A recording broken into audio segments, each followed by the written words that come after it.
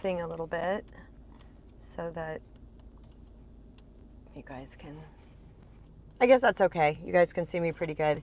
Hello and welcome to my channel. Welcome to this live stream.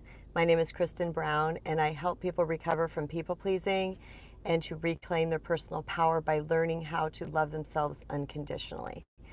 Because when we don't love ourselves unconditionally, we tend to take the dysfunctional behaviors, the abusive behaviors from people around us. And today I wanted to jump on to talk to you guys about coming to the awareness that you actually have been abused. And for a certain sect of society, this might seem a little shocking because a lot of people don't have this issue, but a lot of times people pleasers do. We don't really realize that we have been abused. We don't realize that maybe we are actively being abused in the moment. And because it's likely because we have had a backstory of certain types of treatment to us for so long that it appears normal. It appears like this is just part of status quo. This is like how people treat people. And we haven't yet formed the awareness around the abuse. Now, I know this might sound shocking to some people, and if you're someone who's on here that is feeling shocked by this might not be your live stream. People's live stream, that the people who this live stream is intended for are the people who are recovering from narcissistic abuse. Maybe they're in a relationship with a narcissist right now or an abuser, whatever it might be. And I think it's important that we draw a lot of awareness to what abuse really is, what it means, what it looks like, so that we can actually get very settled into that, because we don't know. And I know that sounds shocking. I remember the first time that I was physically abused in a relationship. It was a relationship from 17 to 19 years old. And this guy was emotionally abusive and physically abusive. And for most people, you would think the first time that he physically hurt me, that person would be like, okay, that's one and done, that's not allowed. But many times we make excuses for them. And I recently was dealing with a client who was getting emotionally and verbally abused by someone in her life. And when we started talking about how she could take care of herself and set and maintain healthy boundaries and to speak up about this thing that was happening, the first thing she did was going to excuses. Well, this person is having this happen. I don't know if you know that this is happening with that person. This is happening with that person. And so basically what she's saying is that she's got all this empathy for humanity and for people and so much understanding, which is a beautiful, beautiful trait. Yet in this particular instance, it works against you because we accept the unacceptable over and over and over again because we are loving individuals, and we will make excuses for those people. And what I have to keep reminding this client of is that abuse is abuse is abuse, no matter what. And it's time to set up some type of boundaries. Now, a lot of times people don't want to set boundaries with people because they're afraid they're going to lose that person, or that person is not going to like them anymore. And if we are walking through the world with a degree of unworthiness and some hidden shame going on inside of us, then we're going to take their response to our boundary like we're doing something wrong, okay? Because that's already built into the shame, the architecture of shame and unworthiness, that we tend to self-blame all the time. And we keep showing up to these situations with, more understanding and more understanding and more understanding and more understanding, but yet we're not realizing that we're actually being abused. And on the other side of that is going to be a slow burn where we're going to become an even smaller, fractured version of ourselves that even entered into this relationship in the first place. So yes, there's a degree of hidden shame and unworthiness inside already that believes that we have to get our love from this person or whatever we believe we're getting from this person. Sometimes it's a service. I've seen people who have hired people in service industries for whatever reason it could be, and then this person is saying or doing things that are toxic or abusing, and then I had a friend of mine say once, she said, I am not paying somebody to abuse me. And I know this sounds kind of like off topic, but that was what was happening with this particular client, is that it was someone that she had hired for something, and this person was verbally abusing her.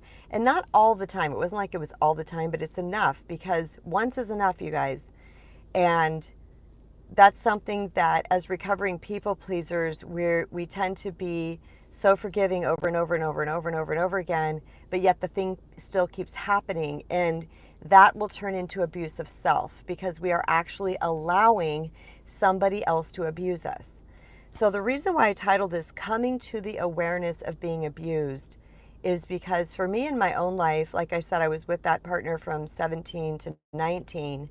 And, it wasn't like the abuse was every single day.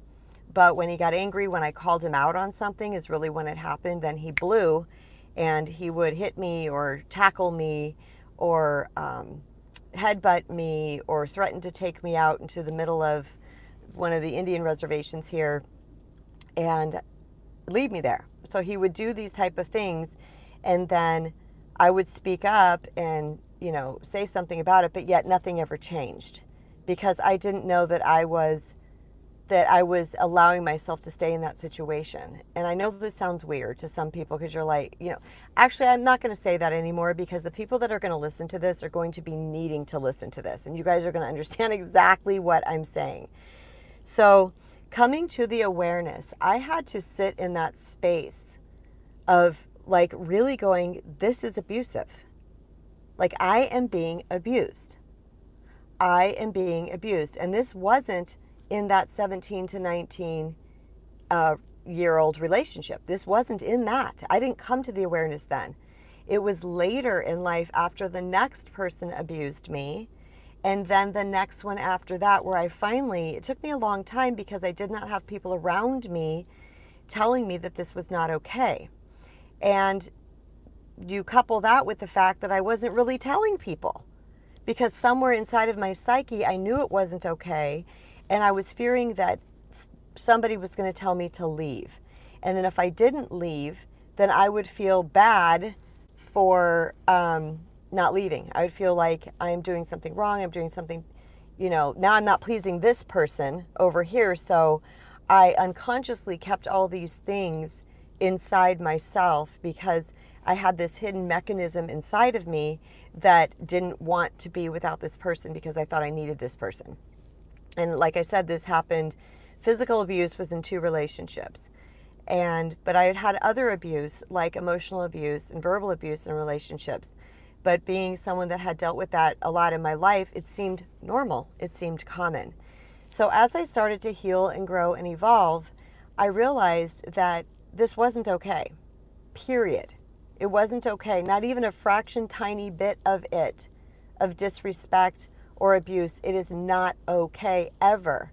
And so the purpose of this live stream today is to reach anybody, any individual who listens to this now or listens to it later, for them to really go inside and say, I'm being abused.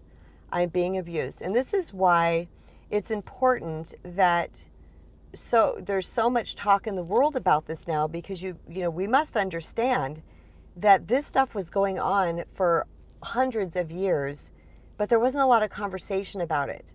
And in fact, a lot in the respect of males abusing females, because of the whole misogyny and women are less than and all the things that had happened for so long, that there's this evolution that's taking place now where it's being more talked about, and even more so now, right now in current time, than it has ever been talked about. So I am forever grateful, because there's been so many horrific things that have happened to me. I mean, even in workplaces where I was being sexually harassed, and I'm looking at this like, this is not okay. So I would go tell my boss, and I remember I was 21 years old, and I told my boss, and my boss said, yes, I'll go talk to him. And it was 2 guys at my work, and nothing happened. So when this happens over and over and over again for us, where no one's stepping up for us and no one is saying that's not okay, we start to think that, am I thinking wrong? Because, she went and talked to him. Okay, cool. But shouldn't there be some type of repercussion or consequence to this behavior?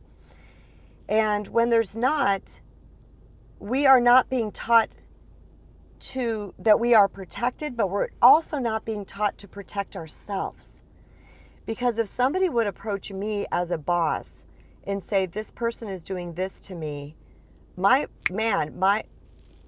peace to this house, welcome to you, Madam Lady, and saints near and far, offer Jesus to say, God knows. Hello to you. Good morning to you, or it's probably not even morning where you're from.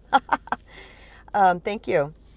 And anybody else that's here, I would love if you pop into the comments and let's get a conversation going about this too, about your experiences and things like that, because that's what these live streams are for. They're for interaction, because the more awareness we have about these things, you guys, the stronger that we can become. And I'm talking from pure experience here. This was my life.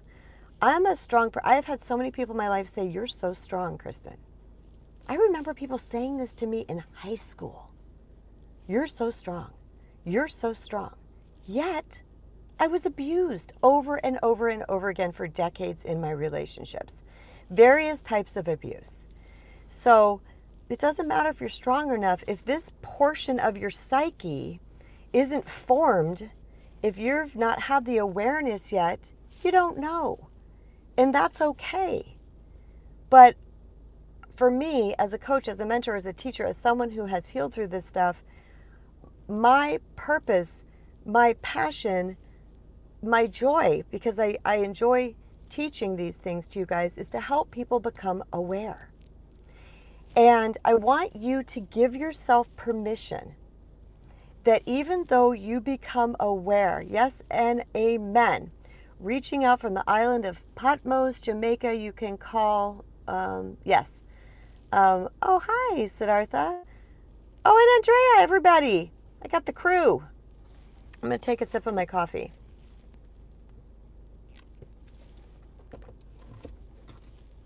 You know, I'm a boat rocker. I'm a disruptor. And I say things sometimes, you don't know how much strength you gave me. I appreciate that. I really, really, really do, because that's why I'm here. That actually made my eyes tear up. You can see I'm getting a little misty. I forgot what I was going to say. It'll come back. Oh, if you are someone who is just now coming to the awareness that you are being abused or have been abused, just sit with it. Just sit with it. I want you to just own it. Just own the fact that you have been or you are currently being abused. And this is where it gets controversial, because I know how to meet people where they're at.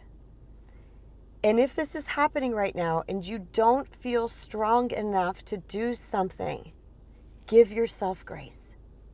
You're going to get there. Okay, that makes me tear up, because I've been in that place, you guys. I know that place up close and personal, where I'm still confused. It seems wrong, but I don't know how to set a boundary, but I'm afraid if I set a boundary, what's going to happen? This person's going to leave, or I'm going to get divorced, and the fear and the fear and the fear and the anxiety, and, you know, oh my God, I just didn't know what to do. So the very first step on this journey is to just know and have the awareness and own the abuse. This is not okay. And I want to share just briefly types of abuse, because I'm not going to go into all the details, but we do know there's mental. Okay, there's mental, there's emotional, and there's physical abuse. And oftentimes mental and emotional run hand in hand, because and physical. Okay, they all kind of mesh together like spaghetti. But mental and emotional abuse, we know, are things like gaslighting. We know are things like name calling.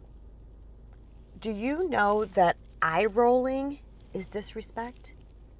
Do you know that when somebody repeatedly, you're trying to have a decent conversation and they leave you, not because of a healthy reason, like I'm getting worked up, I'm getting angry, they're being very aware and they're like, I just need to step out of the room for a bit. Like, can we revisit this in about an hour when I calm down? I'm not talking about that. I'm talking about someone blows their junk on you and then they abandon you. That's abuse. Abandonment is abuse. Now, we are teeny tiny baby humans. You're going to hear me saying this all the time. We're teeny tiny baby humans. We are all doing the very best we can in any given moment. And sometimes that best is shit. Sometimes that best is hurting somebody. But if this person that is doing the perpetrating is not yet aware of what they're doing, it is our job to respect and protect ourself. It is our job. This is that whole returning to self. Because maybe the elders around us didn't teach us. I wasn't taught. I was not taught to protect myself. I was not taught to stand up for myself. I did because I was raised with a household of boys that were rough and rowdy and whatever, and just being in an environment, I learned how to do that. But what's interesting is that let me try to piece this out. I knew what was wrong and what was right. I knew how to speak up when something was wrong, when something was right. But I didn't know how to hold that line. I didn't even know it was a thing.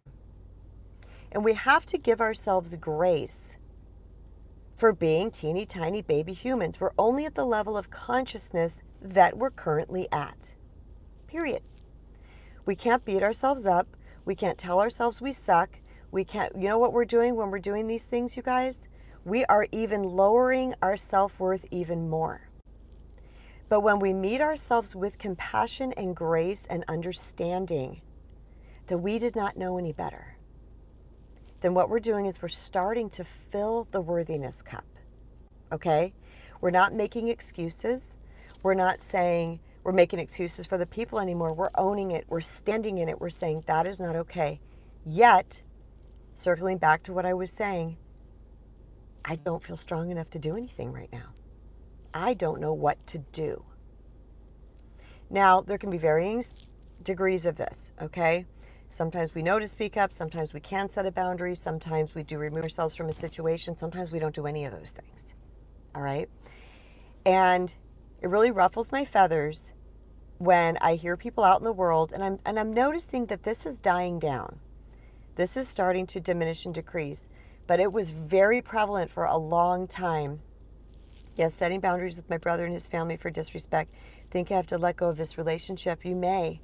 I'm going to get to that, Andrea. I feel the tear.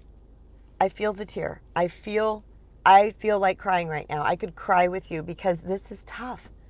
It's tough. It's like, damn it. Why can't you guys get it together? Because I love you. I want to be with you.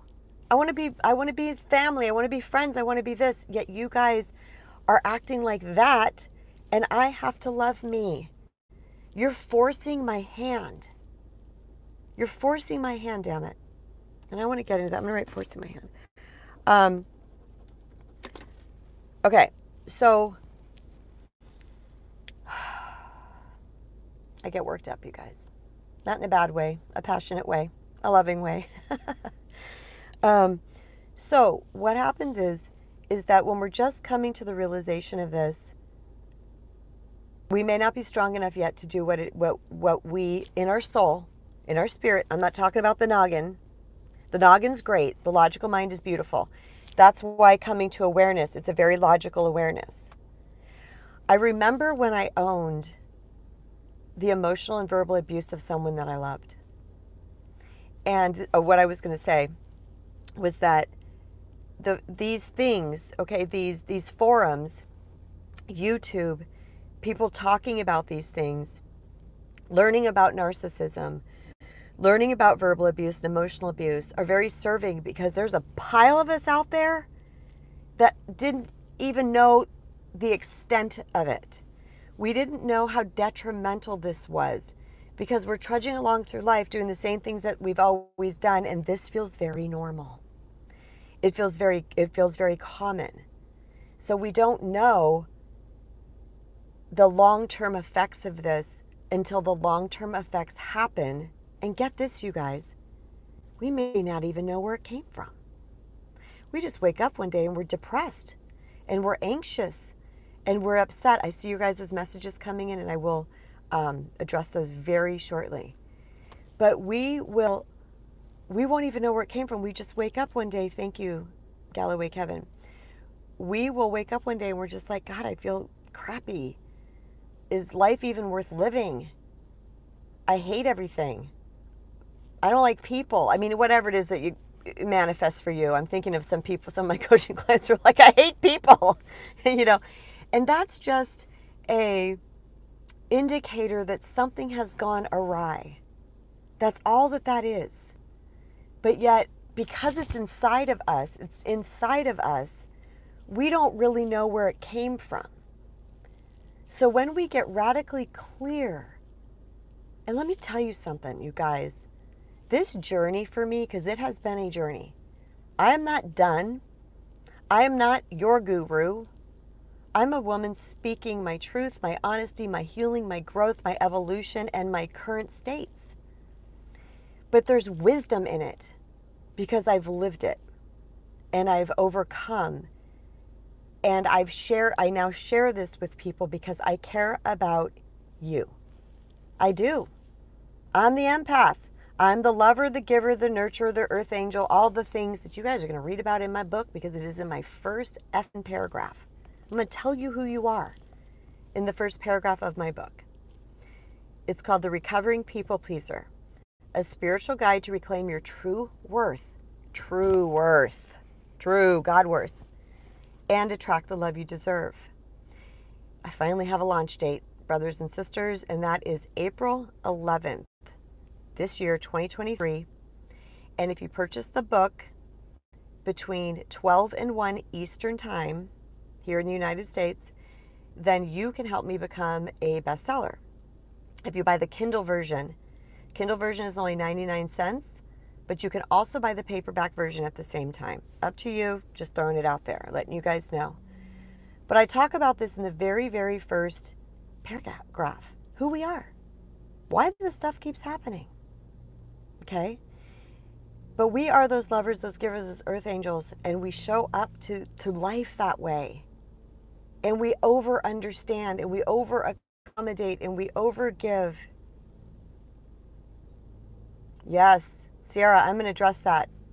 Yes, I'm going to address that because that's the thing. I have done that. Not so much anymore, but I have. Okay, so let me just keep moving on a little bit, and then I'm gonna pause. I'm gonna take a little pause, and I will address your guys' questions. So when I first came in conscious contact with the fact that I was being abused, and this was later in life. Okay, it's like this person is verbally abusing me. This person is emotionally abusing me. I remember the day, you guys. This was not very long ago, where I sat in that and I said it out loud, I'm being abused. This is abuse. It was like, it's like that emoji with the head blowing up. I was like, here I am at this age going, this is abuse. This is not okay. And I owned it and I sat with it and I made it become my awareness. Because if I didn't have the awareness of this, then I could not respect or protect myself. I would have continued the cycle. And many times we want to fight back. We want to argue against it. We want to try to convince. And this is not bad and this is not wrong. And I don't want you ever to shame yourself for anything that I help you become aware of. Shame does us no good. Period. Done. It does no good. You're going to sink lower when you shame yourself. Coming to the awareness and just observing it. This is the thing. Don't start making it about you. Okay? First of all, this person did this to you. They did this to you.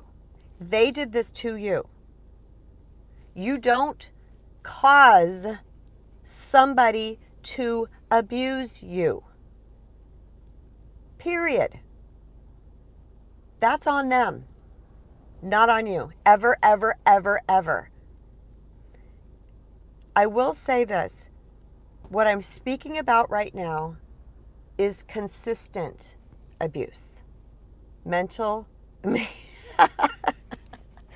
mayday. I love you guys. Consistent abuse, mental, emotional, or physical consistent abuse, okay?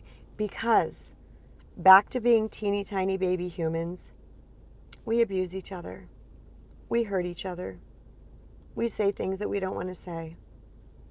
All right? This stuff happens. It happens. That doesn't mean we're an abuser. It means we've had a moment where we lost conscious contact with our higher self. Okay? That doesn't mean we are an abuser. Who Kristen Brown titles as an abuser is someone that's ongoing, consistent basis of the same behavior. And here's the other thing. Many times, if we have unconsciously abused someone, let's say we yelled at them or called them a name or what have you, right? We've done something that is hurtful. 9 out of 10 times we own that ish. We're like, oh, I shouldn't have done that, right? We've got this mechanism inside of us that helps us to course correct. But oftentimes our abusers are so down in the pit. They are so wounded themselves because hurt people hurt people. We know that. And healed people help to heal people. So if they're so down in the pit of their own pain, I will tell you this, they cannot see past the nose on their face. Right here. They can't tell what's going on with you. Okay? They can't see what's happening all out here. They can't see past their own pain. And unless or until we set and maintain and enforce healthy boundaries, they're not going to. And because they can't see past their own pain, you guys, this convincing that we're trying to do, it's for nothing. We are wasting so much oxygen, and I'm saying that in jest, trying to convince them that they're wrong. Okay? They can't see it. And if they have a glimpse of it, if they're on the narcissism spectrum and they have a glimpse of it, they're going to somehow make it your fault. All right? Or they're going to justify it. They're going to minimize your feelings, all those things, which is more abuse. So what do? We're stuck, right? What do? We get really fierce about ourselves. We get very fierce about protecting our sacred self. Because you, my dear, are sacred. Every single one of you are sacred. We are all sacred. We are all sparks of God, of the highest, most beautiful, loving intelligence of perfection and beauty in the universe. And we entered into a little body. We're not the eyebrows, the lips, the boobs, the butt, the arms, the legs, the money, the income, the this, the that, or the lack of. We are love. We are spirit. And we are sacred. And we deserve to be treated as such. But unless or until you can treat yourself that way, you will not be able to set and maintain those boundaries with other people. It's almost impossible. Because if you're like me, you know enough to set one, you know enough to speak up, you do all the convincing crap that doesn't work. And I'm talking about the abusers here. You do all that convincing, none of that works. What works? Action. If they don't listen to your words, this is a quote in my book. If they don't listen to our words, they're going to have to listen to our actions. They're not going to be able to deny that action when we pull ourselves away, when we create space between us and the individual because they are abusing us. Do you notice how many times I've said abuse in this episode? Because we got to own it. Abuse, abuse, abuse, abuse, abuse. Back in the day, if you said abuse to somebody, like, this is abuse. Oh my God. You said the abuse word in the 70s, it was like, oh, it meant that somebody was beating you over the head with a frying pan and burning your hands on the stove and putting cigarettes out on top of you. Okay? On top of you. On you. It had to be off the charts to be abuse back in the day. We need to normalize this conversation. That's abusive. That's abusive. Gaslighting is abusive. Name calling is abusive. Having someone yelling in your face is abusive. Okay? And depending on your situation, now if it's physical abuse, you will always, always, always hear me say, please get to safety as fast and as quickly as possible, and take any living thing that is weaker than you with you. Whether it's a pet, a hamster, a fish, I don't care, a dog, your babies, your children, your elderly, somebody, take them with you. There is government agencies that can help you. There's shelters everywhere. You will have family members. But if you guys know that abuse only gets worse. Okay? What we put up with only gets worse. And it's really important that in the case of physical abuse, you get yourself to safety. Because it's likely not going to get better. I don't even say likely, it's not going to get better. If somebody's wounds and unconsciousness can drive them to assault physically another human being, that's pretty dark. That's not going to get better anytime soon. They have to have the realization themselves. And they're not going to do it with you staying. All right? Now, I'm very careful with my words when I talk about this stuff, you guys, because there's spectrums. All right? You might have a child that raises their voice to you a lot, or slams the door in your face and does these type of things, right? I mean, this happens when we're parents. This can happen when we're parenting. No, that is disrespect, and that does require something. All right? But that doesn't mean you're going to leave the child, you're going to do this, you're going to do that. Like, there's degrees of this. So I am trusting you and your logical brain and your connection to God. Notice I went left brain, right brain. Your logical brain and your connection to God, your spirit to guide you. Because I can't tell you what to do in every single teeny tiny situation, but I promise you, you know. You just may not be there yet, and that's okay. Again, with physical abuse, please get out. Please, please, please get out. Now, the reason why I say you may not be there yet, I am not giving you license or permission to stay or to not set boundaries. That's not what's happening here. What I'm saying is I understand if you're stuck.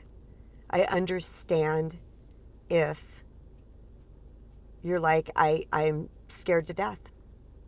I am scared to death. Like my client who, with this service person that is verbally abusing her from time to time, she loves the service that this person gives, and she's afraid that she's not going to have that service anymore. And let me tell you something. We've discussed this probably in 3 or 4 sessions so far. She still has yet to say something. But my job as a coach and as a mentor is to help her build that foundation inside of her till she gets to the point where she's like, that is unacceptable. I don't care if you go. And many times what we will see, and again, this is negotiable depending on all the pieces and parts and all the stuff of all the people and history, all of the things that have to do with your dynamic. But what I have noticed is when I approach something from a calm, confident, and assertive way, calm is the key. And I say, hey, whatever it is that the person's doing, and say, that's not necessary. That's really offensive to my ears or to my spirit. Can you fix that or whatever? What I've noticed when I have approached it in that way, a person who's got some level of awareness and who cares about me is going to change it. But the people that love us the most may not be willing to change things because they're again unconscious that they're even doing it. So what I learned, based on my history, is that I'm thinking of one of my children right now. Back in the day, a long time ago, growing up, teenage years, and the consistent crap. And the fact that I was over understanding and, accommodating this and, all the things, and it was perpetuating and it was getting worse. And I was like, I got to do something here because this is getting worse.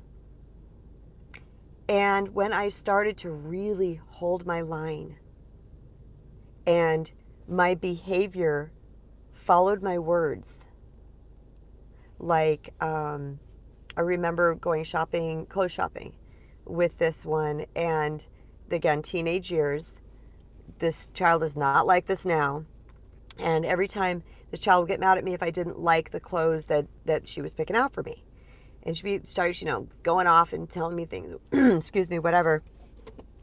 And I started to feel like every single time I was shopping with her, it didn't feel good, clothes shopping.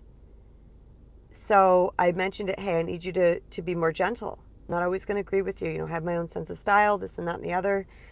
And I mentioned that, and then when it happened again, I said, I'm no longer going to shop with you, clothes shop with you. And I didn't. I didn't go, well, it's fun to shop with my daughter and make excuses and she's on her period or she had a bad day. No, it's not okay to be treated like that. And even with someone that I would take a bullet for, still not okay.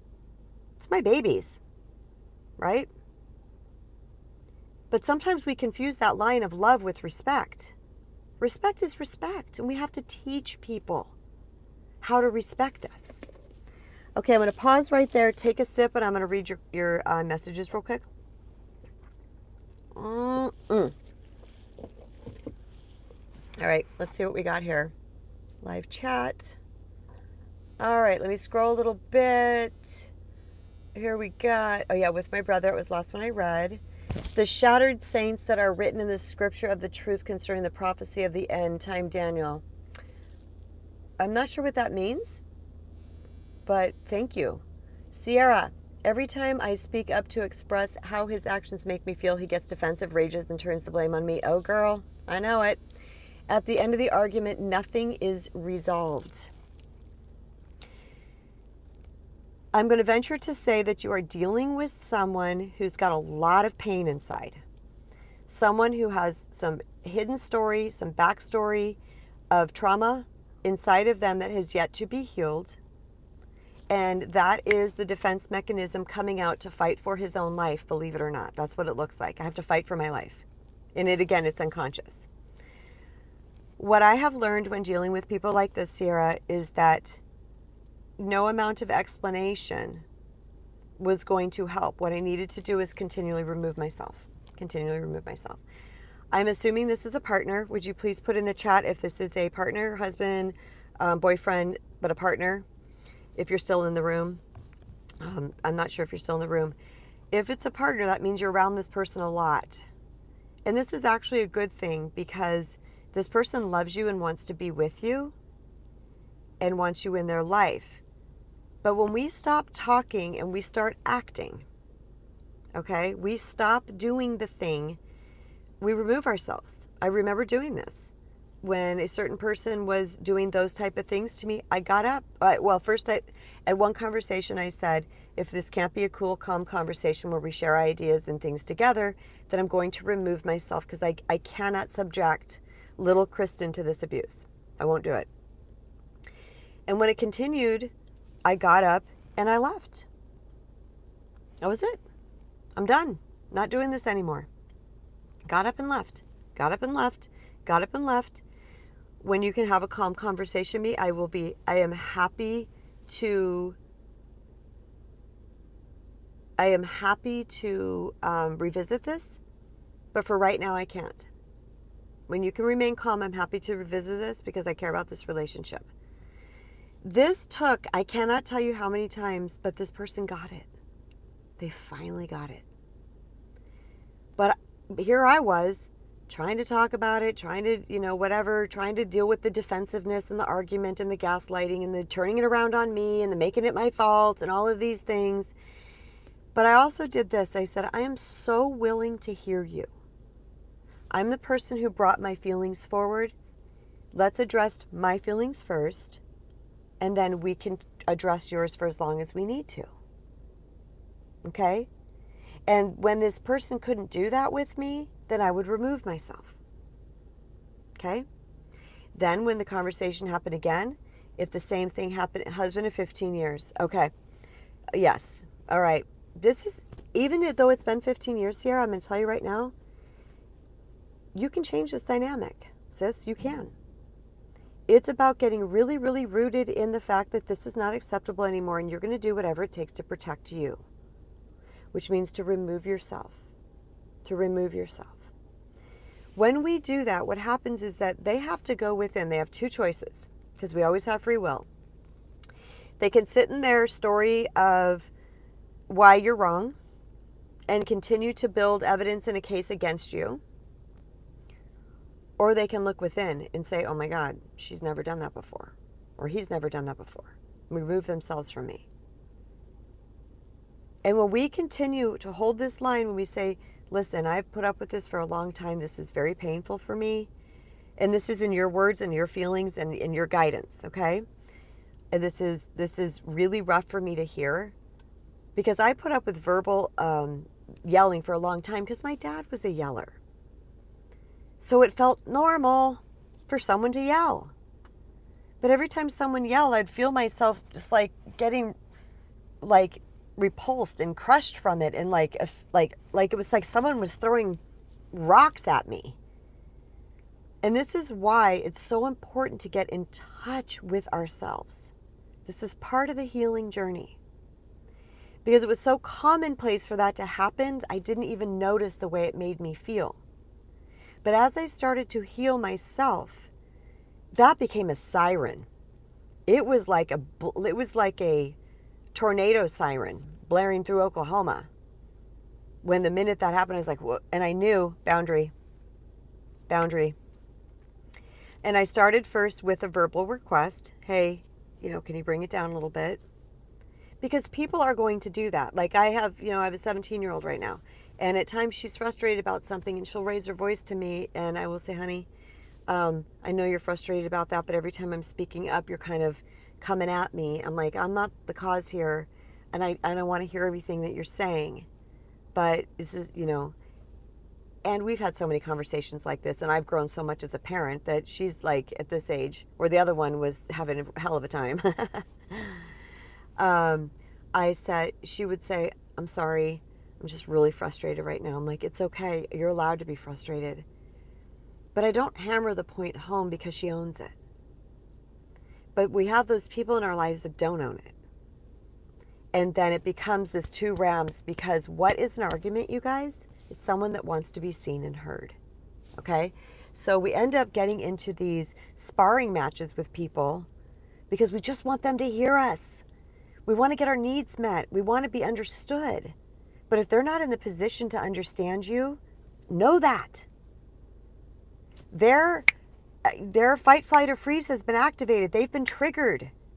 Okay? They're in their trigger zone. They can't hear you right now. They're trying to save their own life. That's what it feels like. That's how it's processed through the amygdala. Okay? So when someone is triggered, which means that we have touched a wound inside of them, and the first thing people do, not all people, some people can fight, flight, or freeze, or hide. Okay? Dr. Joe Dispenza brought that one to me, hide. People hide, they retreat, and they don't talk. Okay? But when we are activated, one of the things people do can be to fight. All right? When we join in that, we are feeding the frenzy of that activation. Okay? We're giving them more to fight about. Believe me when I tell you, I have done this ad nauseum until I finally realized this isn't working. Why am I doing the same? Was it Einstein? The definition of insanity is doing the same thing over and over again and hoping for a different result. I was doing the same thing over and over again, hoping for a different result, and it didn't ever happen. So, I changed the one person I have control over. Me. And I did it by this. How can I shift, grow, evolve, heal an up level to deal with this. Not how can I lower myself. Not how I can join in the frustration, the anger, and the denseness of this. There's no light in that. There is no light in that darkness. That's darkness with darkness. Now again, I thought I was bringing light. I unconsciously thought I was bringing light to this because I was speaking up. I was speaking truth. I was bringing all those things to the table. And I think in terms of relationships in a really healthy way. I've been, I don't even know how to explain it, you guys, without it sounding weird, but I've been very cued into healthy relationships since I was young. I knew what was right and wrong, and I knew how to have functional relationships. I knew communication. I knew respect. I knew these type of things, yet I kept getting in these dysfunctional relationships because I knew those here, but my energy that inside of me that didn't know my own value kept attracting that same level of relationship to me. So I kept trying to bring this knowledge to this energy. It wasn't working. What shifted everything for me was when I healed my shame and unworthiness. And that's why you hear me talk about self-love being the miracle cure. Because it is. It is. Do you guys know that for every problem there is a spiritual answer, and it's actually quite simple? Let that sink in. That's something that I learned along my way, and I started to really look for it in my life. I'm like, okay, that's true. That is capital T truth. And when I tell you that self-love is the miracle cure, I need you guys to know this, and this is my hill to die on here. I recently I make several videos on here about self-love, and I invite you guys if you're really interested, and I just made one recently, so it'll be up near the top there, and I don't remember the title of it just because I don't remember those type of things. But it says something about self-love. 5 tenets of self-love, maybe? That's a great one. And that is, I was going to outline it for you. But when I searched through YouTube, I saw 23 ways to love yourself. 23? What a list. That's almost impossible. Can you imagine walking around the list all day going, okay, so did I do this? Okay, no. 5 tenets of self-love. 5. I'll say them real quick. I won't give you the definitions. Grace and forgiveness of self. Respect and protection of self. Compassion and acceptance of self. Positive and supportive loving self-talk. And physical self-care. Tending to the needs of you. Okay? Mind, body, and spirit. Tending to the needs of you. 5 tenets of self-love. All you need to know. When you start apply those things to yourself, you heal that foundation that you have been attracting the ish from. Okay? You will heal that. Not only will you start attracting higher vibe people that will now meet you at how you treat you and how you love you, you will also be empowered to stop the things that are coming at you that are abusive or disrespectful. It's mind-blowing. I did the work, and this was what was on the other side of the work, and this is what made my mind go like this, and I said, I gotta share this. I didn't learn it from somebody. I now know that Louise Hay, I think she was a coach, speaker. She's the owner of Hay House Books, which is like the largest self-help book thing, which, by the way, she started at like 60, 65, something like that. You're never too old, by the way. You're never too old for anything. I later learned that she said the same thing, which was validation to me because I learned it organically. I learned it organically, and then I saw that and I was like, right, Louise? And now I see it more and more and more in the world, but I don't see people talking about the 5 tenets. And this is in my book, my upcoming book, The Recovering People Pleaser, a spiritual guide to reclaim your true worth and attract the love you deserve. It's going to be available on all major book-selling sites, but if you purchase it on April 11th release date, between 12 and 1 Eastern Time, you buy the Kindle version on Amazon, then that will go towards me becoming a bestseller. You can also buy the paperback version. I don't read things on Kindle, but it's only 99 cents if you buy the Kindle version. That goes to, I don't know why they do it like that, but that goes towards the bestseller status. But you can also buy the paperback if you're interested. I'm mentioning this to people because I want people to know that this is a thing. And if you're listening to this after the fact, after April 11th, then this book is available on all major book selling platforms. All the major book selling platforms. It's something that's going to go to like 40,000 booksellers. That's how things go these days, which is pretty bitchin'. All right, so I'm going to go back to the messages so that I can address. All right. Let's go do a little scrolly scroll. Yes. Do you ever find that your reactive abuse makes you feel like an awful person and responsible for what was happening, still stuck? Yes. No. Well, I'd have to really think about this here. Let me think for a minute. Am I reactive? I wasn't reactive at first. So, no. But what happened is, if you kick a dog enough, a sweet dog enough, it's going to get mean. It's going to get mean. So when I realized that I was meeting that energy back to that person that was doing this same things that you were saying your person was doing over and over and over again, same thing to me. When I realized I was doing, it was like this slow burn. I had so much patience and understanding, and all of a sudden, like, oh, look, it goes like this. The window just closed until I was just reacting back. Raising my voice. So angry, so frustrated, with good reason. And then the person would be like, oh my God, you're doing this. And I said, my bad, but you kick a dog long enough, they're going to get mean.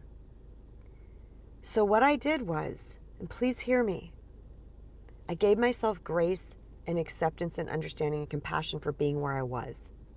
Okay. I see what happened here. I was being patient, but I wasn't setting boundaries. I was being understanding, but I wasn't setting boundaries. And over time, this built up and turned me into a person that was fighting as equally back. Do I want to be that person? No. Forgiveness of self and move forward. I will now set boundaries, period. That is quite literally how it looked. I was like, I don't want to be that guy. I don't want to be that girl. I don't like that. That is not a version of me that I want to be. I was in a relationship like that many, many, many years ago where the slow burn got me to be that. I remember, oh my gosh, I remember being in the slow burn with a narcissist. My second husband, his parents were visiting, and something had happened and I just lost it. And I'm the kind, calm, collective, loving, giving, I'm all those things. And here I was losing it. And guess who heard it? His parents. So guess who's the bad guy? They were not going to hear what their son had done for years. They were not going to hear what had happened that brought me to that point. God forbid the son had anything wrong with him. So I said, oh, I'm going to be blamed for these things because finally I'm mad enough or upset enough or whatever. I'm going to now be blamed? Oh, hell no. He actually left that day. He was a pilot and he had to go on a gig. And I apologized to his parents. And his dad was like that. I'm like, I'm sorry if you heard me raising my voice, this and that. And he was like, I don't remember his exact words, everyone, but it was something to the effect of like, yeah, that's not okay, And like, he kind of got on me and I could just feel myself like, and I told him, I said, this is what your son has done to me. And they sat and stared at me. And I left the room and that was it. And then they stayed a couple days after that and acted like nothing was wrong and that was the end of it. Did they believe me? Did they apologize back to me? Did they say, oh my God, we didn't know he does these things. This is terrible. Blah, blah, blah, blah, blah. No. No validation, no understanding, no compassion, no nothing. They were going to stay in the fact that it was my fault. I think now, after his history of what he's done over and over and over and over and over again, the fact that someone had to put a restraining order on him and other things, this is after me. Maybe they get it now. But I wasn't there to see that. And this is what I'm trying to say, circling back to the beginning, you guys. when we have not had people protect us and we have not had people show us how to protect ourselves, it stands to reason why we don't know how. Okay? But that doesn't mean we can't learn how. And I will tell you this with the utmost of certainty. When you love yourself unconditionally, and this is not arrogance, this is not selfishness, this is true God love, capital L love. I'm not sure which way, if this is turning the camera around, so whatever L is correct. When you capital L love yourself, your taking care of you is going to become as organic and natural to you as taking care of someone weaker or smaller than you that you love. An elderly person, a pet, a child. Because I have a zero tolerance policy now with anybody. And it's the people I love the most. Zero. Nope, that doesn't get to happen. And I've spoken about this before on here. If, you become an influencer, you become a content creator and these type of things, and the haters come out. And man, there's some platforms that are worse than others, like TikTok. God, people are mean. I hear the stuff they say to other people, and I'm like, and it's hurting people. Like, huge influencers are getting on there crying because, hi, Julia. Thank you. The people are like crying, like, well, I don't know if I shouldn't mention influencer's name, but for the mean things people are saying. It's one of the reasons why I don't post on TikTok very much, because I'm like, that place is riddled with hate people. But when that comes up on my other platforms like Instagram, personally, I don't see it much there. Or here, I don't see it as much here. But when it does come up, you can bet your bottom dollar, partner, that I am going to read it, and I'm going to read it again, and I'm going to read it again. And if it's someone just having an alternative view, you get to stay. Thank you. I found this so helpful. Sierra, thank you. Thank you for being brave enough to ask your question, because this is going to help a lot of people. And I admire you for coming on here and being so courageous. Thank you. But I will read. I'm like, is this an alternative viewpoint? Because they may not be to the consciousness level that I'm at. We may be in different places, whatever. Groovy. But if there's some sort of dig or nastiness or anything, block, delete, report. Slam dunk, you guys. Mama don't play anymore. I don't play.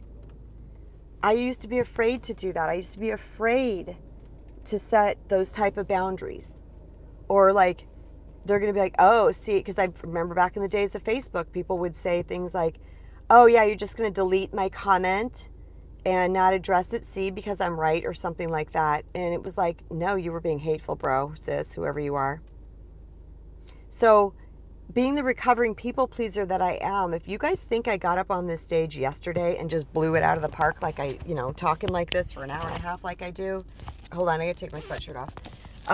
Hold on. This might get loud. I'll just take one arm out. How about that? This has been a work in progress for me, and learning, cultivating my voice, finding my strength, loving myself, valuing myself, to where now this is the result. But that doesn't mean I'm immune to the things that can come at me. But I do know when I have that foundation of self-love in place, I understand. And that understanding allows me to let that thing not affect me for long term. Okay, because people can be mean. They could be mean. Okay, I'm going to clip you back on my shirt. So funny. And I'm going to go back in here and I'm going to see what else we got going here. Just Siddhartha is talking. I hope I'm pronouncing your name right. Kevin Mayday. Okay. Siddhartha. I have been with a girl whom I loved, cared, supported her, She could do everything with me, but she said I couldn't love you nor I could see you as a husband. I am hurt. Oh, shoot. It went away. Let me get back to that. Sorry, guys. Apologize. I am hurt, but she says it's your fault. And I finally gave up. I said I couldn't continue. I felt so used up emotionally and physically. Did I do the right thing, Kristen? You absolutely did. Did you ask me this on a comment? I know that's tough. I know this is tough because you're like, did I do the right thing because I love them? Let me tell you something. The message that you just sent to God, universe, is I am worth better than that. Think about this. You just sent, I am worth more. Remember, whatever level of energy, vibrational frequency we're at is what universe is going to match. Okay? You were at that. That's where she came in to reflect that back to you. You just up-leveled like a mofo, Siddhartha. I'm worth more than that. I always say pass up meh for marvelous. Pass up good for effing awesome. Because I will tell you this. You are effing awesome. And there is someone out there that is going to match you. But you got to know you're effing awesome. You got to know it first. You got to build that up inside of yourself through the 5 tenets of self-love. Go watch the video. Put it into practice. Here's the thing, you guys. We can learn this stuff, but until we actually put it into practice, which, by the way, is not hard. It's not. What's hard is the consistency of it, the discipline of it, and the initial breaking away from the ego's control. Because when we go, this is control, right? Ego is control. It's fear. But to go over here and try something new, we have to break away from control. Human beings are always trying to control, okay? But when we control, we often muddy the waters and mess things up. So we have to have that shift in our brain. That's why the logical brain is so important on this journey. We have that shift where we'll go, I am controlling because the ego is scaring me. So I'm trying to control this situation. But the opposite side of this, the opposing force, is faith, God, love. So if I can break away from this control and I can do something based on faith, I can have a better experience. Because this, God, love, universe, is the highest energy. This is just going to keep you down and playing small. So when you start to apply these 5 love tenets to yourself, you make a mistake and you go, I forgive myself. You make amends if you need to make amends. You give it to God. And this is what I say. God, help me choose differently next time. Help me to see where I'm about to go wrong. I will tell you this, you guys, it is mind-blowing. I cannot say this enough. When I have called in the higher power universe, God, source, Holy Spirit, whatever you want to call it, and said, help me, something changed. I didn't make that same mistake. It was mind-blowing. It was mind-blowing. But when you have that happen enough, you start to really believe. So you're kind of going on blind faith at first.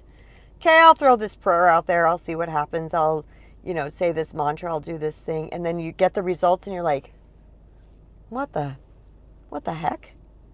You start to really build that faith. But you got to break away from this. So you start to apply grace and forgiveness to yourself. Compassion and acceptance. Respect and protect. Positive and supportive and loving self-talk. That's one of the hard ones because the ego yammers all the time. Be scared, don't do that. Control. It's going all the time, okay?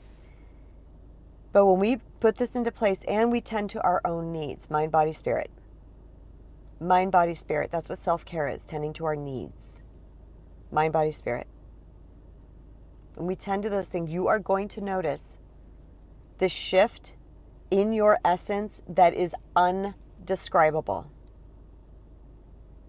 Undescribable. It's going to be like, where has this been my whole life? But it's going to be a continued practice, okay?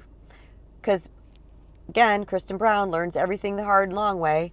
I had that breakthrough. I had that awareness. I recentered myself. I got into this foundation. I reset my foundation. I was like, holy moly, this is amazing. And then I just kept trying. I thought it was done. Innocent. Again, we're innocent children of God. We're teeny tiny baby humans. I thought I was done. I thought it was a one and done type gig. But then slowly, the ego broke me down again. New fearful thoughts came in. I started to compare myself again to other people, like all this stuff. And I started to implode again. And I was like, all right, you know what to do. Go back into this. And then I lifted back up again and I said, okay, this is a practice. This is a consistent practice. It's not one and done. So when you consistently practice that, you're going to notice that something shifts on you on the inside that is absolutely undescribable. You're going to have a peace and a centeredness about you that you've never had before. And you're going to be less likely to anybody that tends to join with the rantings of their person. You're going to notice that you don't even need to rant anymore. You're not even going to join that energy. Okay, I'm going to go back into comments. I hope that answers your question. Yes. Back to, did you do the right thing? To me, from the outside, it looks like you did the right thing. But I will say this, only you can know for sure. That's the last thing I want to say about that. I'm not the boss of you. You're the boss of you. You are your own authority. So if you feel like you did the right thing, even if it's this big, even if you don't really know, but it's this big, you're like, I did the right thing, then you did the right thing. Okay? Galloway Kevin, welcome. Oh, darn it. Live chat. Okay, sorry guys. Let's see. Something about welcome to the BBC World Reporters and All Amazing Facts media groups across the world. You are speaking so much. Facts of life, Madam Lady. The time is short, declares the Lord God of Israel. Thank you. Hi, Christy Jesse. I don't know what that means. The flood is coming in the mystery of the inequity and already thousands of years before, God knows. Husband 15 years. I am here for you. I am. God in Christ knows in a little while. Thank you for the insights. You are welcome, beloved Julia. Sierra, thank you. I found this so helpful, and you are welcome as well. Okay, I'm just going to look over my notes real quick, and this might be the end of it unless there's still people in this room. If you guys have not yet, I would love if you hit the thumbs up, because that, triggers those algorithms, that whole gig. And I would super appreciate it if you found value here. Also, I'd appreciate it if you leave a comment after the fact, because that helps out build algorithms as well. But if you are here now, I invite you to ask me any question that you want to ask me. Feel free, because this is my forum for you. I'm about to close down, so I'm in a great answering question arena. All right, so coming to awareness. Stop making excuses for the people. I didn't talk ongoing. Oh, yeah. So circling back to the beginning when I was talking about the fact that we're teeny tiny baby humans, and even we are going to hurt people sometimes. But, we usually course correct and we own our stuff, and then we, whatever, we move on. That's not the type of abuse or hurting people I'm talking about. That's innocent. We're just functioning from our lower self at that minute. What I'm really addressing here is ongoing and consistent. Okay, that's when it's really considered abuse. All right, like you are being abused. And when it's ongoing and consistent like that, what's going to happen is that what little sense of self that you already had going in is going to even diminish even further. Okay? It is going to get even smaller. You're going to lack even more confidence until you become just this little piece of dust that does not feel powerful at all. And this is why a lot of times people have difficulty leaving abusive relationships. This is it. This is where the rubber hits the road. And this is why it flares me up when people are like, I don't know why they just don't leave. And they've got all this attitude about it. You just need to leave, right? And this is why people don't talk about it, because they are so fractured. They're so diminished. Their confidence is gone. They have zero worthiness. Even if they had a little worthiness coming in, that's out the window, okay? This is why, even within a relationship with a narcissist or a toxic person or whatever, you can rebuild. You can rebuild. And I do invite you to get my book that's going to come out on April 11th. I keep mentioning it because people come in and out of this room. The Recovering People Pleaser, a spiritual guide to reclaim your true worth and attract the love you deserve. It's coming out April 11th. And if you buy the Kindle version on Amazon between 12 and 1 o'clock Eastern Time, United States, then you can help me become a bestseller. But you are not, it's 99 cents for the Kindle version in United States dollars, USD. But you can also buy the paperback. For me, I'm a paperback girl. I highlight the hell out of my books. I go back and read them. All these things. So thank you for the likes, guys. And, but anyway, so my point is that when you start to apply this stuff to yourself, if someone is listening to this now or on the replay where you're like, I just have no strength. I have no strength. I'm just a shell of who I once was. I promise you, you can rebuild this. This is called self-healing. You guys, we hear about this all the time. Self-healing, self-healing. This is what it is. We can heal ourselves. We absolutely can. Okay? So when you start apply the 5 tenets of self-love, you are going to put the bottom on that empty worthiness cup because you came here with it full. The bottom drops off. The worthiness comes out. Pop that bottom back up. Fill that cup back up to where you become your priority. You become your own best protector, your own best guardian. Notice I didn't say selfish a-hole because there's no love, there's no selfishness in self-love. Because self is of you, love is of the highest essence and energy of the entire universe. That's what love is. Capital L, love. It's not I love this tree, or I love pizza, or I love whatever. I'm talking about love. And this doesn't mean people say, oh, fall in love with yourself. It's not, I don't know that I would ever say I fell in love with myself. That sounds kind of weird. What it is that I am just grounded. I know who I am. And I know that I'm worth respect. Have I ever pendulumed over to I'm a queen, I get all the goody things, people need to bow to me? No. But I'm a queen. In fact, I have a beautiful quote on the very first, or probably second page of my book by Marianne Williamson. It says something like, a queen, I'm going to screw it up. A queen is wise because she has earned her kingdom. Something, something, something. Okay?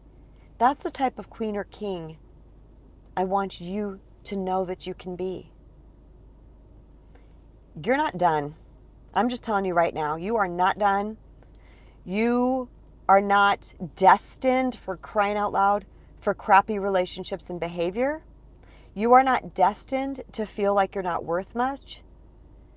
In fact, the absolute opposite of this is true. We were put here to thrive. We were put here with gifts and talents and this divine spark inside of us to thrive. All of us. That's the whole point. The point isn't to come here to suffer, but we are here to learn. Okay? So we're in a human body that comes equipped with this ego that works against us, right? It's the opposing force. And we listen to it because it's loud, but the whole key is to move back to this. And you can do it. And I also know each and every one of you who's listening right now, you know you've got some special talent. You got a special spiritual gift that you came here with. And that spiritual gift is to share. That's what it's for. That's why this planet, that's why this species hasn't annihilated itself yet. Is because, thank God, enough people are tapping into their divine spark and their spiritual gifts, and they're sharing them. Okay? It's keeping the planet more balanced. And in fact, many will say, many people that talk about this type of arena, that there's a huge, massive awakening happening right now. And what's interesting, this is going to sound probably interesting to you guys, is that I know this to be true, and this is going to sound weird, so just bear with me till I unpack it, because a lot of people are struggling. They're going through dark nights of the soul. And you know what they're designed for? Up-leveling. I've had 3 people in a week say to me, I don't know what's wrong with me. Nothing is wrong in my life, but I feel so fill in the blank. Dark, down, duh, bleh, bleh. If any of you guys are feeling that right now, would you give me a thumbs up in the comments? Or give me a clappy or something in the comments? Because if this is what I feel is happening, is that people, like, nothing is really wrong in their life, but they're in this really stuck space. And I know this is going to sound strange to you, but this is serving. This darkness is not here to overwhelm you. It's to help you locate something inside of yourself. Okay? The darkness enters sometimes and we're like, this is it. I'm done. Not going to get any better than this. No. I went through a dark night of the soul this week. What's today? Friday? Maybe Tuesday night?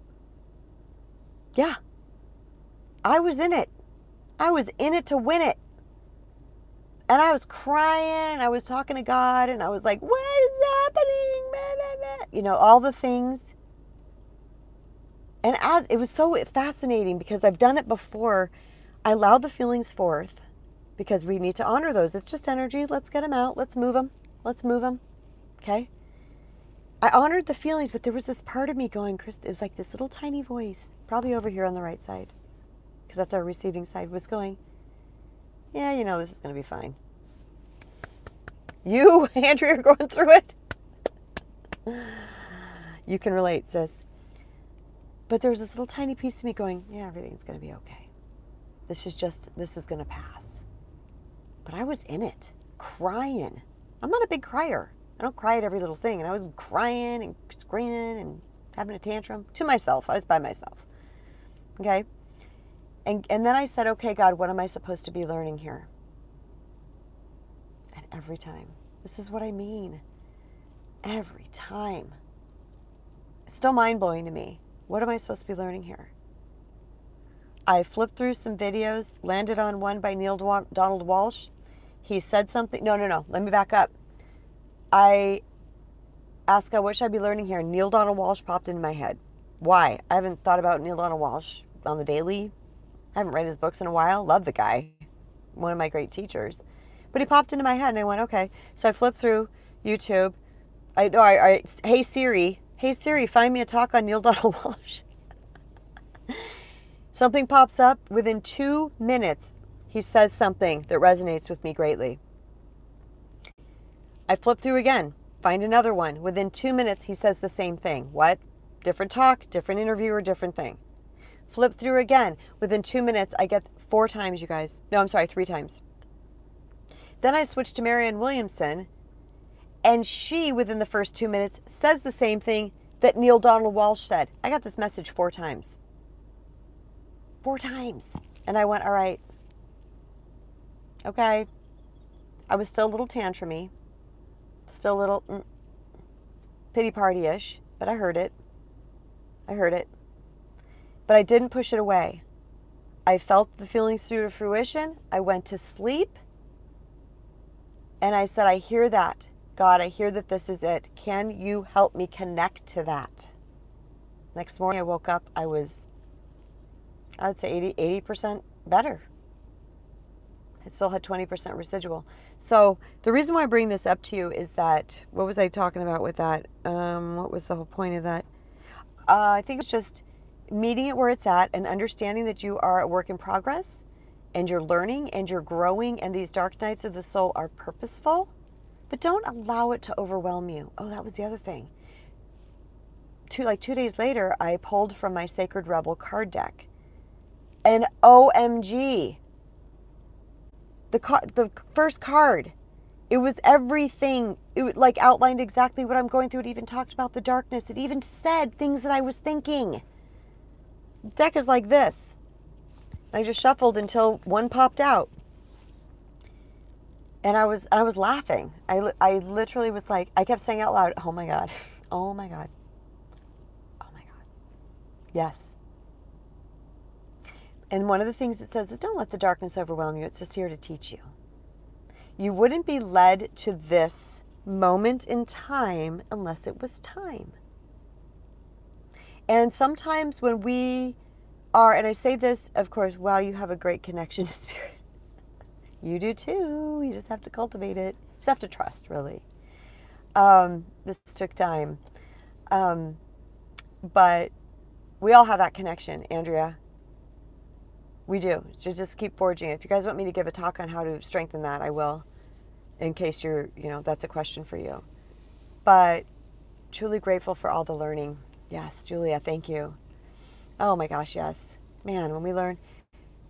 But sometimes, okay, so this is now I'm getting into manifesting. This is a little bit off a topic, but I need to share this with you guys. So when we have a goal or a dream, okay, it's right here. And sometimes they take a while because there's steps and things we have to learn along the way to prepare ourselves to align vibrationally to matching that, okay? We're just not prepared yet. We're just not in this space where we can handle it sometimes, whatever it is, okay? So that's why sometimes dreams take a minute to manifest, or 5 years, or whatever it might be, because we're doing the work. So if we're aiming towards something and it's not happening, it's not happening, it's not happening, it's not happening, at some point we might get bummed out about it. We might get sad about it. We might be whatever. And it's in that darkness that is serving, because we were doing whatever we were doing, but we weren't learning the next lesson to move forward on the road. Does that make sense? So the darkness becomes serving, because we're sitting in this darkness, because when we're feeling that way, we're now paying attention. Does that make sense? Is that crazy? But that darkness, if we allow it, can overwhelm us. So like that card said, don't let this overwhelm you. It's just a second. Yeah. Yep. It's just a second. It's just a moment in time, and you are spiritually ready for this right now. That's why it's happening. So we stop fighting against reality, and we start going, okay, I'm in this right now. What is this teaching me? Yes, it sucks. Yes, it feels terrible. I don't like this, but what am I learning? Okay. Then when you learn it, poof, gone. And you keep going on your little road. And at that point, you might attract that thing. You might have, yes, I'd love to hear more about connecting to spirit. Yeah, I should do a live on that. Yeah. And that's where semantics is funny, because we're always connected, but yet it feels like we're connecting, right? Because we're always connected. Like we're not. We are God. We are love. We are it, right? But the ego can get in the way of the live streaming, of the live streaming with God. Someone said that one day. I thought it was the cutest thing ever. We talk about being conduits. We talk about being channels, but it's a live stream, and it's happening all the time. But we have a lot of noise going on. So we don't know that it's happening, right? Julia. Okay. I do want to go back to, I just want to touch upon the one thing, which is forgiveness, which I haven't yet talked. I did briefly in the beginning. Hold on.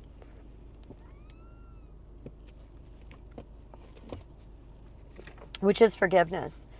Forgiveness, remember, is about resetting your own foundation. It's clearing out your own energy. And it's never about condoning. I'm not going to go into all the ins and outs of forgiveness, okay? I have a talk on I actually have, I think, another live. If anybody is new here or listening now or after the fact of this live, there is a whole talk on, I think I talked about forgiveness, I'm pretty sure. And I will go into all the ins and outs of that. But here's the thing. Many times, forgiveness is never wrong, okay? It's never wrong.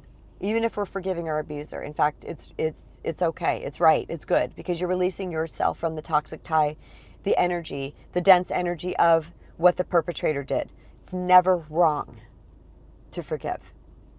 Condoning is a different story, but I won't get into all that. Okay? Forgiveness is for you, always. It's for us, it's for us, it's for us, it's for us. Forgiveness is for you, for me, for us. It's not for the other person, it's for us, to keep our energy clear. But forgiveness does not mean that we keep getting pummeled emotionally, verbally, mentally, or physically. It means we're just releasing the energy of it, okay? Because we want to move on with empowerment, with strength, with confidence, with love in our heart, with peace, with joy, with freedom, with appreciation. We can't do it if we're carrying around this big backpack of lack of forgiveness. Get what I'm saying?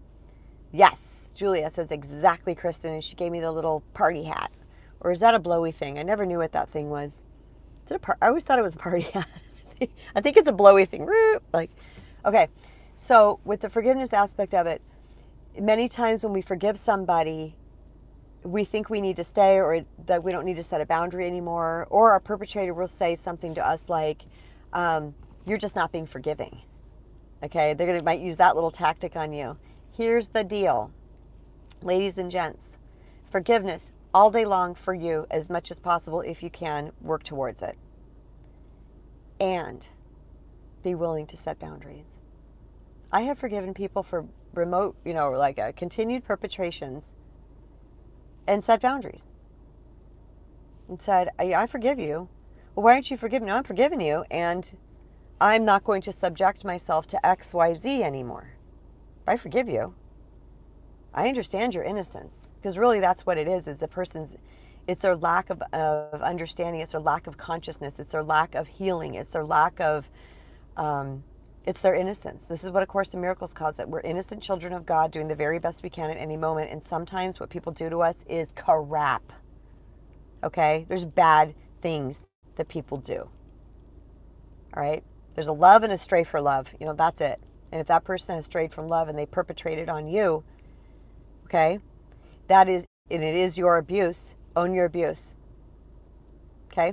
So I'm going to circle back to the beginning real quick and just say, the title of this is, I think it's something defective, coming to the awareness that you have been abused. Knowing it is the first thing. Owning it is the first thing. Do you need to speak it to anybody else? Not necessarily. I can't force you to do anything. If you're speaking it to someone else will help you be accountable or help you be stronger, by all means. If speaking to someone else at this stage in the game is going to perpetuate your shame, then don't. I got really clear on this in my life. I remember this happening around my 20s. When I would speak something to something, if it helped me, then I would continue to speak it. If it didn't, I didn't speak it. Didn't mean I was not processing, did not mean I was not growing, did not mean I was not healing. It just meant I really had to take care of myself, my energy. Because if that was coming at me and that was going to beat me down even more, then why am I going to go to that person?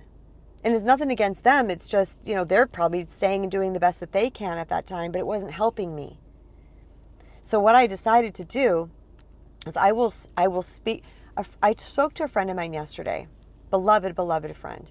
And this friend said, I feel really bad because I didn't realize that you were going through a dark night of the soul. God bless him. He felt it was his job to come in and save me.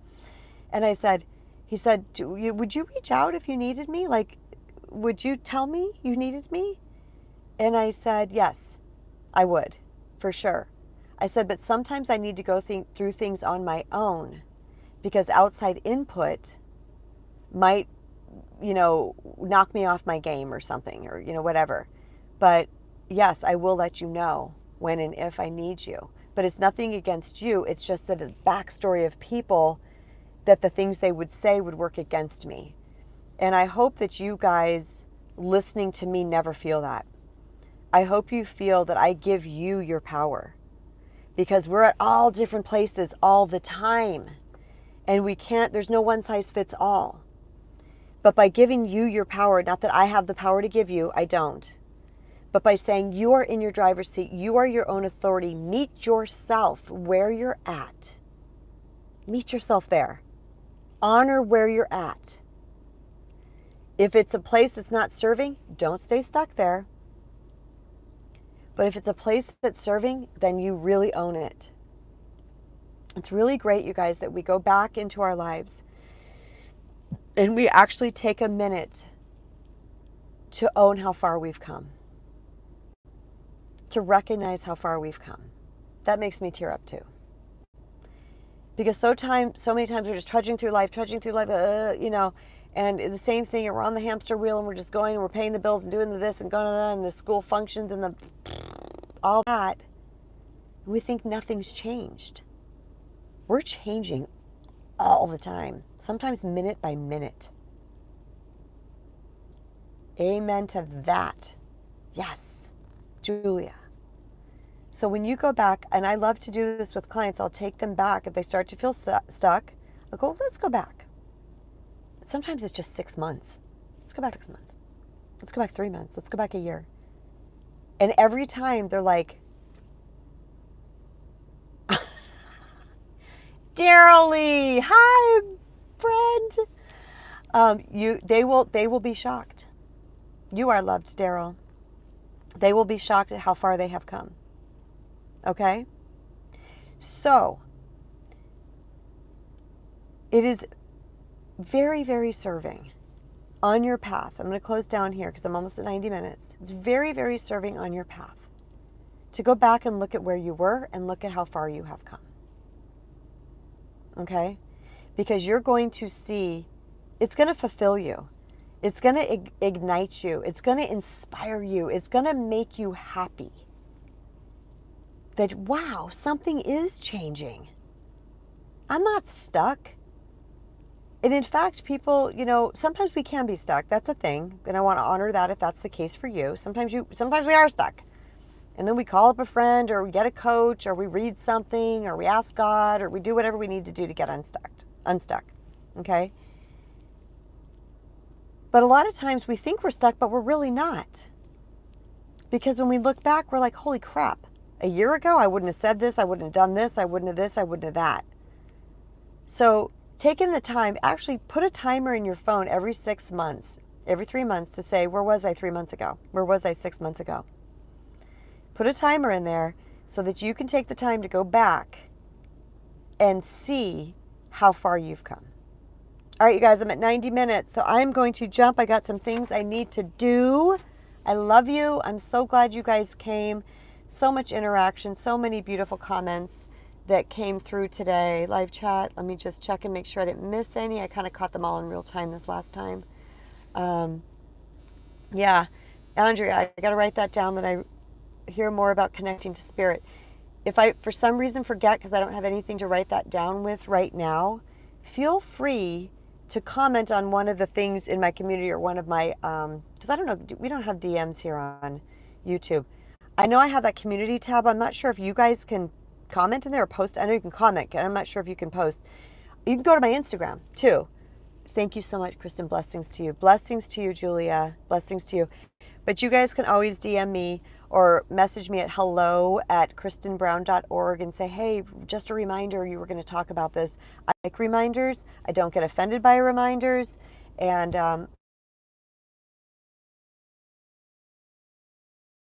thank you for being here. So much love to all of you. And if you have any ideas or anything you would like me to talk about, please also send me an Instagram message or send me an email at hello@kristenbrown.org. My Instagram is self_love_junkie, JUNKIE. All right, you guys, so much love. Mwah. Talk to you later. Bye.